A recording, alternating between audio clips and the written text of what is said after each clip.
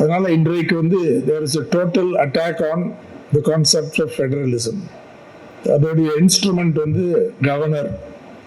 இந்தியாவில் வந்து மோசமான கவர்னர் பட்டியல் எடுத்தீங்கன்னா நான் சொல்றேன், தமிழ்நாடு ஆளுநர் R.N. ரவி. வழக்கறிஞர்கள் அப்படிலாம் சொல்ல மாட்டாங்க, நான் சொல்லலாம்.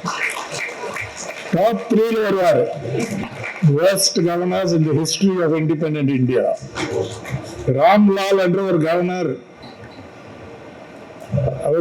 அவருடைய சூழ்ச்சியினால் ஆகஸ்ட் 15, 1984 மக்களால் தேர்ந்தெடுக்கப்பட்ட NT ராமராவ் அரசாங்கத்தை டிஸ்மிஸ் செய்தார்கள்.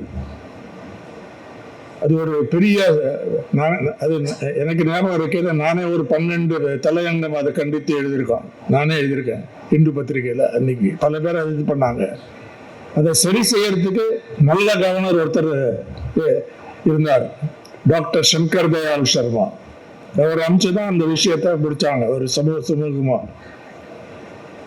தமிழ்நாட்டில் வேற சில மோசமான கவர்னர் இருந்திருக்காங்க. கலைஞர் ஆட்சியை ரெண்டு தடவை ஃப்ராட் மூலம் டிஸ்மிஸ் செஞ்சாங்க.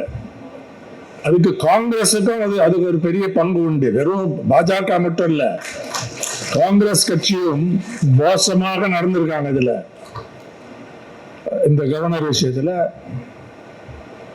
சீனியர் அட்வொகேட் திரு வில்சன் அவர்கள் சொன்ன மாதிரி பொம்மை ஜட்ஜ்மெண்ட்டுக்கு அப்புறம் நிலைமை மாறியது. இன்றைக்கு இந்த ஃபைட் ஃபார் ஃபெடரலிசம், அந்த கலைஞர் ஆர்டிகிள் சொல்ற மாதிரி autonomy for states, federalism at the centre என்ற அந்த ஸ்லோகன்ல இன்றைக்கு இந்த இயக்கத்தையும் போராட்டத்தையும் நடத்த வேண்டும். Speak softly but carry a big stick என்பதுதான் அதோடைய கைடிங் பிரின்சிபல் என்று, கைடிங் அப்ரோச் என்று நினைக்கிறேன். உச்ச நீதிமன்றத்தை பல பேர் விமர்சனம் செஞ்சிருக்காங்க. சில கான்ஸ்டிடியூஷனல் லாயர்ஸ் வந்து it has become an executive court என்றெல்லாம் சொல்லியிருக்காங்க. நானும் அந்த விமர்சனத்தில் பங்கெடுத்திருக்கேன். சில விஷயங்கள்ல காஷ்மீர் விஷயத்தை அவையும் தீர்ப்பு சொல்ல செய்ததை பற்றி, சிட்டிசன்ஷிப் அமெண்ட்மெண்ட் ஆக்ட் அதை பற்றி ஏன் இந்த வரைக்கும் ஜஸ்டிஸ் வரல, இதெல்லாம் கேள்வி, நியாயமான கேள்விகள். ஆனால்